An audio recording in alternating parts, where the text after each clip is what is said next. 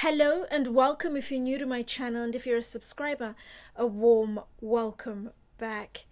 This video is part of my Conversations Over 40 series, where I from time to time will talk about a number of life topics and chime in giving an over 40 perspective. In this particular video, I'm going to be talking about some of the biggest and best lessons I learned in my 20s and 30s. Ordinarily, when I'm not deviating away from the script, I produce educational luxury content geared towards anybody with an interest for the finer things in life. So whether you're somebody who's young and starting out and wanting to reap the benefits of buying quality from the get-go, or you are fanatical about luxury but wanting to delve more into your under-the-radar, heavily weighted on quality brands, or you're new to money and wanting to learn how to navigate the terrain, then my content is very much for you.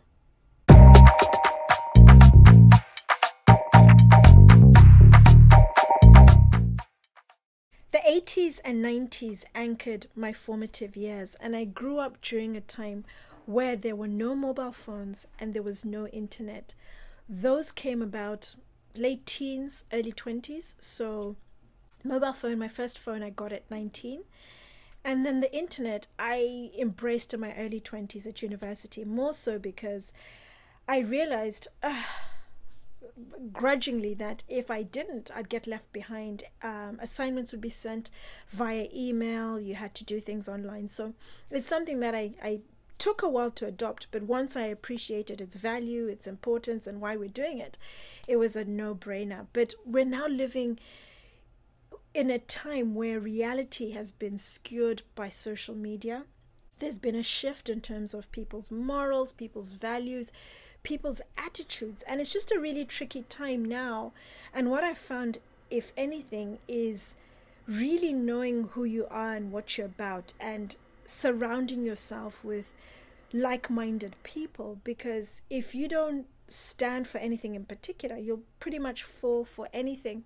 And working in the social media space, having my own channel, invariably I'm around a lot of young people. And one question I get asked invariably, once someone realizes we're not the same age, is what advice would you give me as a 20 or 30-year-old to make life easier for me? And with life, I found the best teacher is experience, but there's some lessons, some nuggets people can impart which make life a little easier. They just give you a gentle nudge up, and that is what ultimately motivated this video. My first lesson is be a person of your word, and if you're going to do something, do it to the very best of your ability. And if you can't, then in the first instance, when you know something is going to happen, let people know. Don't let them know after the time has elapsed. I remember one of my first jobs as a student at university, I would work for a company that would supply students for major events. So think of Wimbledon, tennis, Chelsea Flower Show, the golf in Aberdeen, St. Andrews. You would also have the Buckingham Palace tea parties. And I did all the events the first year, made my money, went back to university. Second year, I was invited to come back, and I was told I'd been promoted to a manager. And I was like, oh, little me. And I remember one of the days overhearing in the manager's office, the manager saying, oh, put the little one in charge and things will get done. And I was like, the little one.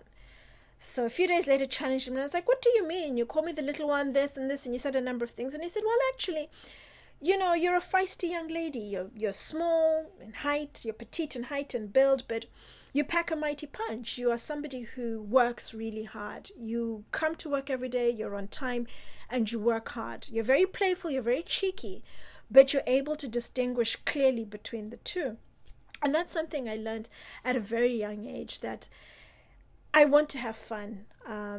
But my upbringing, my grandparents instilled a sense of responsibility, a sense of when it's time to work, you put everything aside and you focus. And that's something that I've just done all through my working career. And I've heard people say things at different points, not necessarily to me, but maybe talking about me or mentioning something. And because of my strong work ethic, that I will be the first, and anyone who knows me, who has met me, will always say the assumption is I'm very playful, and that playfulness they expect to translate into how I am in a workspace. It's not. It couldn't be any further from the truth. I play very hard. I know when to play, but when it's time to work, I totally switch. I'm a very different person. I'm focused and I work. It's time to work. I work and I respect that work.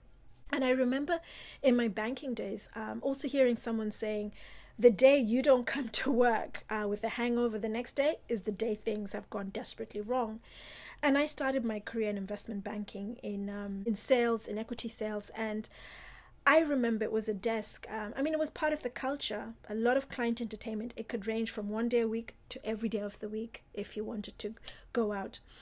But one thing I knew is no matter how hard you played at night, you went drinking, you had dinner, you had a late night, you got 1 or 2 hours sleep, 6:30 I was at work, no matter what I did the night before.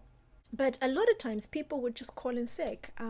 They have a hangover, they don't feel like coming to work, they just don't. And to me, it just never crossed my mind that I play hard, but because I played so hard, I can't go to work. It just was not something I ever considered. And when I was talking to this person, they said the day you change your mindset, change your attitude is the day things go wrong. And it's something that I just have such respect for work. The fact that it's something I'm doing. I've been lucky to have worked for some great organizations, and I'm being paid to perform a task. I respect the fact that I'm being paid, I'm able to pay my bills, I'm able to enjoy my life, and I have to do this particular job to the best of my ability. My second lesson is don't listen to other people's opinions. People will always have an opinion about you, whether it's good or bad. And what you have to be able to do is discern who you are and what you're about and who is important to you. Ultimately, don't listen to people's opinions. If you know who you are and what you're about, then it's okay. You keep going. But if you're unsure, have 1 or 2 people whose counsel you keep. If you want their advice, you want their opinion, and they are honest and open with you, and they're people who ultimately have your best interests at heart. They're not people who are going to try and tear you apart or discourage you. That is so important. And I found that more so having a lot of friends, that you spread yourself thinly and not everybody has your back.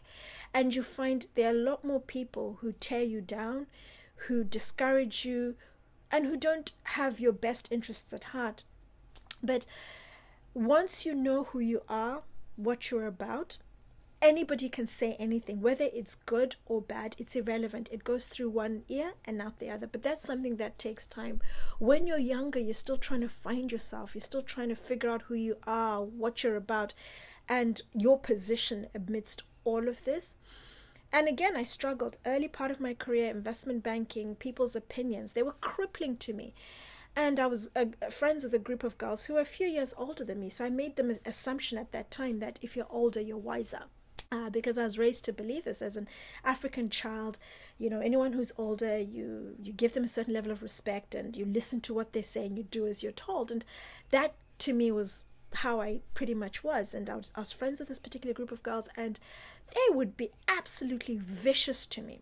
But it was only years later when I reflected and realized sometimes when somebody is not in a good place in their life, that is what comes out of them. And if they're nasty to you and they say all these horrible things to you, it's not about you, it's about them. They have issues that they're not dealing with, that maybe they're not emotionally savvy enough or mature enough to be able to deal with their issues without projecting them on other people. And that's something that took many, many years. I was paralyzed by other people's opinions. But now, anyone's opinion literally goes through one ear and out the other. The only opinion that really matters to me is my mother's opinion, the person who gave birth to me. Anybody else, I couldn't care less. And even if I think you are right or you're wrong, let it go. You know, I know who I am, what I'm about, and I'm focused on what I want, and I'm determined I'm going to get there. And whether you say something good or bad, I'm just going to keep going and stay focused. My third lesson is trust the process. Everything you go through in life, it happens for a reason. Nothing happens in isolation. It's only when I've reflected, whether it's days, months, years later, I realize why I went through something. and what I now know, and the experience, and possibly the maturity I've gone through. And it was only having gone through a really typically difficult, tough experience. And the one thing that I found, especially when going through the process, being stressed, looking at other people and saying, oh my goodness, they've achieved this, or they're doing this. Why can't this happen for me? It just wasn't your time. Things don't happen in isolation. And especially with social media totally skewers all sense of reality. It makes people look at other people's lives and not realize what they've gone through to get to where they are, or maybe what they're still going through. And some people are just good with dealing with the storm and sitting still. And that's something during the process that I would panic. I'd get stressed by something happening. And when a storm is happening, as I've since learned, is you just sit still. There's nothing in life that is going to be horrible or negative or down forever. At some point, things will lift. It's what you do during the storm that really matters. And the other thing was just focusing on the end, that I'm going to get through this. By hook or by crook, I'm going to get through this. But also focusing on a really positive outcome in terms of your thoughts and also in terms of my words. And that's something that I'm lucky. I've always been a naturally upbeat and positive person. So when things have been tough, failure, giving up has never ever been a consideration. Even when things were so bad, I just thought, I'm ready to die. I can't deal with this anymore. But because I was so positively focused, and I'm someone who's very proactive, that I'm going to do what I have to do to get to the other side, I would just keep going. And that's something that when I look back on now, trusting the process, trusting everything you're going through, because you go through things for a reason. But more so, nothing lasts forever, good and bad. You can go through a really good period in business and then things come down, or you can go through a really bad period in business and then things go up.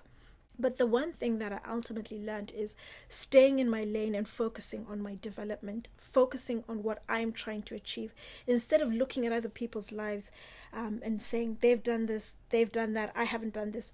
Focus on my own development, that every day I would make progress. And especially early to mid-30s, where I went through a really tough time, I learned to just be grateful, start showing gratitude for the gift of life, for the progress, for the developments, for the changes that were happening in my life one day at a time. And then when I looked back on each year, then I could see the progress I was making. And that really made a difference and helped uplift my spirits and to just keep going. My fourth is being careful who you mix with. I'm somebody, as I've mentioned in previous videos, who's a chatterbox. I find it very easy to talk to people, make friends. And that's something that I've just done all my life and will continue to do. But I'm learning to be a little more discerning in terms of who I do that with, and also just how involved I become with someone. I remember about 10, 12 years ago, I met a South African girl, and we started talking purely because she had these pretty turquoise shoes, and then found out she was South African. Being South African myself, the rest is history. And every so often we'd talk and meet up and go out. And then the one time she invited me out for drinks with a friend. And she had just met this guy, and we went to Zuma. Zuma is one of your more shishi restaurants in London. It's a Japanese restaurant, and it's legendary for a number of things. It could be anything from a pickup joint to the sushi itself, to somewhere that is hip and trendy, that when you think of the top places in London, it invariably features on a list. So anyway, she invited me for drinks with this young man, and they were both smokers, and so they'd take it in turns to go outside and smoke, and I would stay with the other person and we'd carry on chatting. And when she went out to smoke, her date turned around and said to me, "How are you friends with this girl? What do you have in common?" And I was so taken aback, because I thought you were on a date. Why would you say something so crazy to me? And a few things happened that evening, which I couldn't even make up if I wanted to.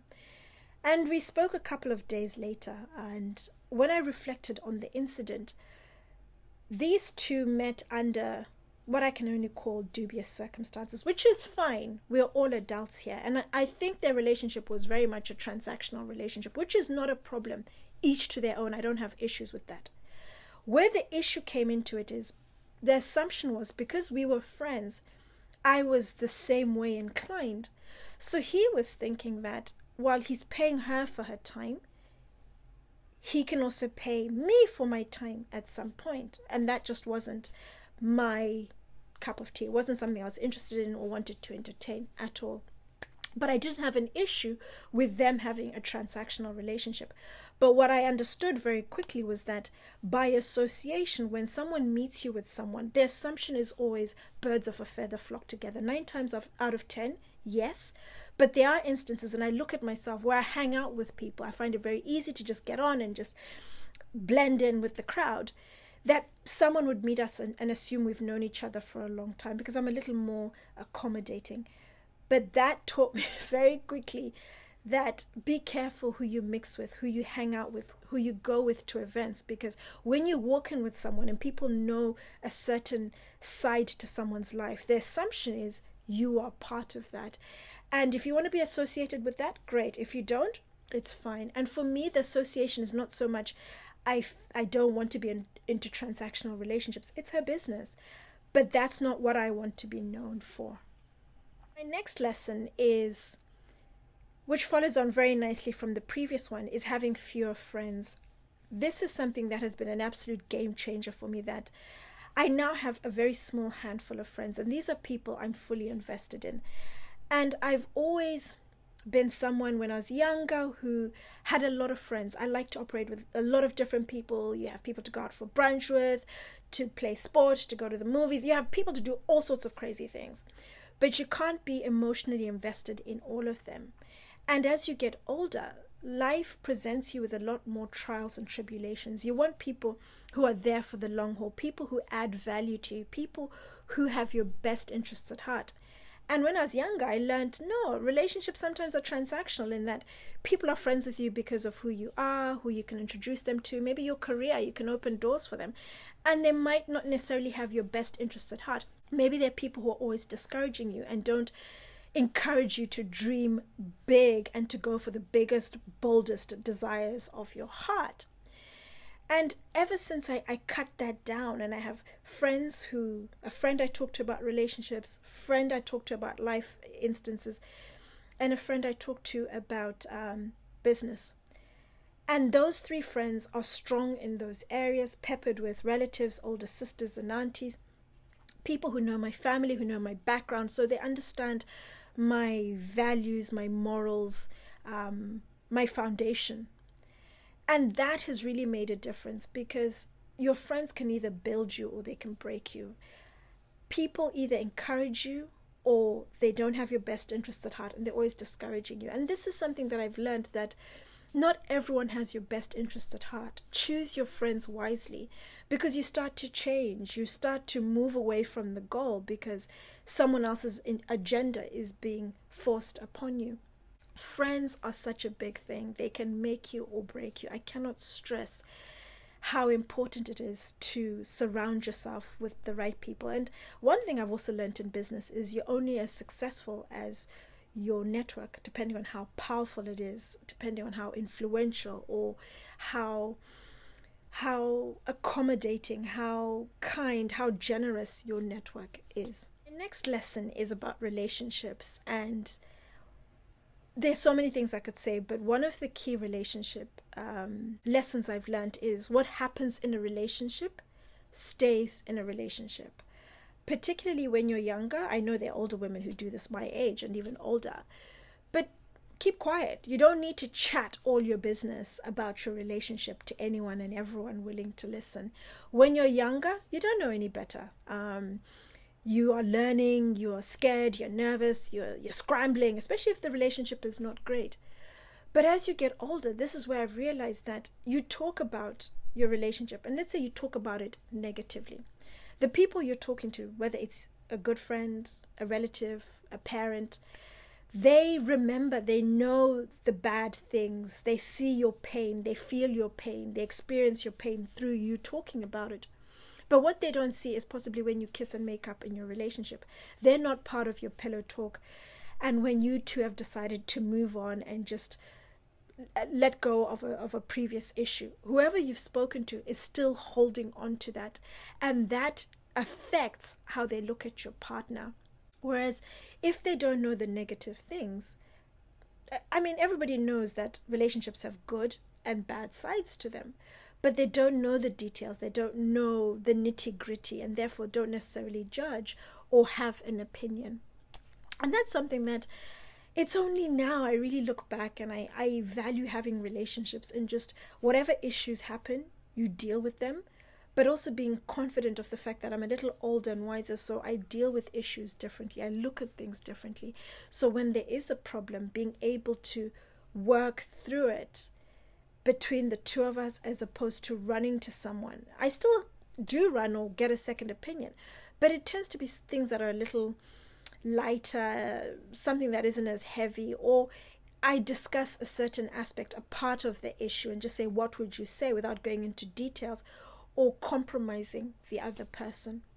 My final lesson for this chapter, this is a topic I could talk about from so many different angles, but it's just gratitude.